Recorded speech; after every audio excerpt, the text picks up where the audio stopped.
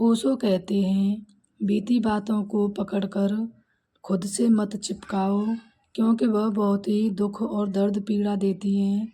अगर किसी से गलती हुई है तो उसे जल्दी माफ़ कर दो, जिससे कि तुम माफ़ कर दोगे तो तुम्हारा मन जो है शांत रहेगा, और तुम्हारा मन शांत रहेगा तो तुम खुद में ध्यान में प्रवेश कर जाओगे। फिर वह कहते हैं जल्दी माफ़ करने के बाद में फिर वह कहते हैं कि बीती बातों को पकड़ कर मत रखो।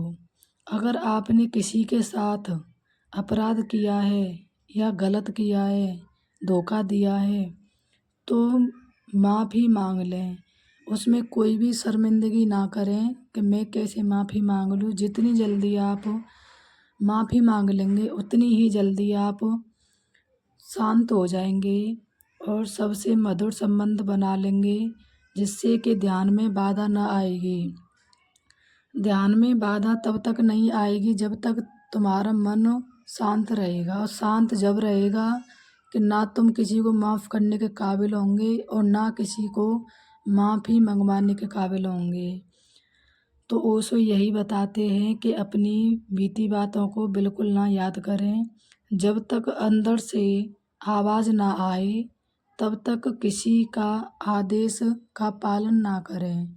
जैसे भी कोई तुमसे कुछ करने के लिए कहता है, जब तक तुम्हारा अंदर से कोई भी आवाज़ नहीं आता है कि मुझे ये काम करना चाहिए या ये सही है या गलत है, तब तक तुम्हें बिल्कुल भी किसी की नहीं सुननी है और ना काम करना है।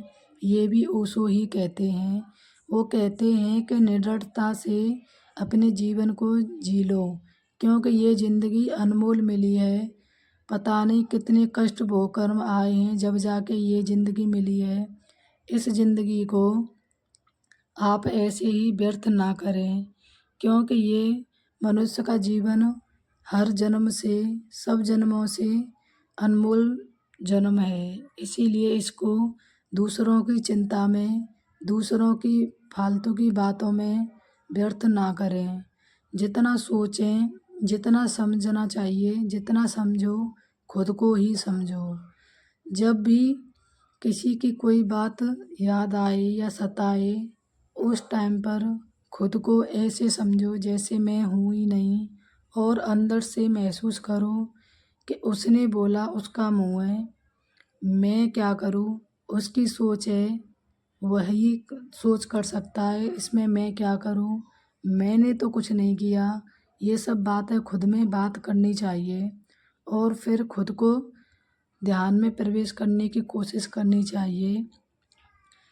तो ओशो जी कहते हैं कि हमें इससे पूरी तरह जीने का प्रयास करना चाहिए ज़िंदगी को, क्योंकि क्या पता आगे जन्म मिले या ना मिले, ज़िंदगी मिले या ना मिले।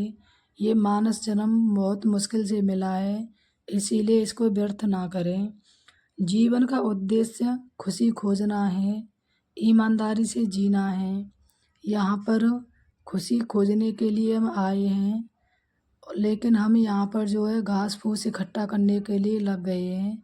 ओशो जी एक कहानी कहते हैं छोटी सी। वो कहते हैं कि मानो अगर तुम कहीं भी घूमने गए हो, जैसे मान लो मलेशिया घूमने गए हो, और वहाँ जाकर आपने देखा कि कितना अच्छा दृश्य है और वहीं तुम ठहर गए, इतना सुकून मिला तुम्हें वहाँ पर। लेकिन तुमने क्या किया कि वहाँ जाकर आपने घर बनाने की सोची कि यहाँ घर बना लो, फिर तुमने गाड़ी लेने की सोची, फिर परिवार बसाया, फिर मकान बनाया। तो तुम उस सुख को भूल जाते हो जो खुशी खोजने के लिए तुम वहाँ आए होते हो, घूमने के लिए गए होते हो, उसको भूल जाते हो और फालतू की चीज़ों में लग जाते हो कि मकान बनाना है, घर बनाना है।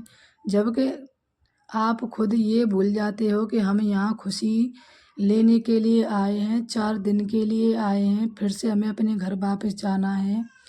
तो यही बात ओशो जी समझाते हैं कि हम जो यहाँ पर आए हैं तो हम खुशी खोजने के लिए आए हैं, खुशी लेने के लिए आए हैं। हमें तो वापस अपने घर ही जाना है, जहाँ से हम आए हैं हमें वहीं जाना है। तो यहाँ पर क्यों कूड़ा करकट इकट्ठा करना, घर परिवार मकान, घर दुकान गाड़ी घोड़ा चलो ठीक है, ज़रूरत है, लेकिन लिमिट में होनी चाहिए। इतनी होनी चाहिए कि तुम्हें कष्ट ना हो। तुम धन को कमाते-कमाते ज़िंदगी गँवा देते हो। फिर बुढ़ापे में जाकर अपने आप को बचाने के लिए वो धन गँवा देते हो। तो इससे अच्छा है कि पहले से ही इस तरह रहना चाहिए कि कोई भी तुम्हें चिंता सताए नहीं और कोई भी कष्ट तुम्हारे पास तक ना आए। यही ओशो के शब्द हैं। तो ओशो जी के बहुत ही मधुर और प्रेम पूर्वक शब्द हैं। इनको अगर हर इंसान मान ले तो उसकी ज़िंदगी ही बदल जाएगी।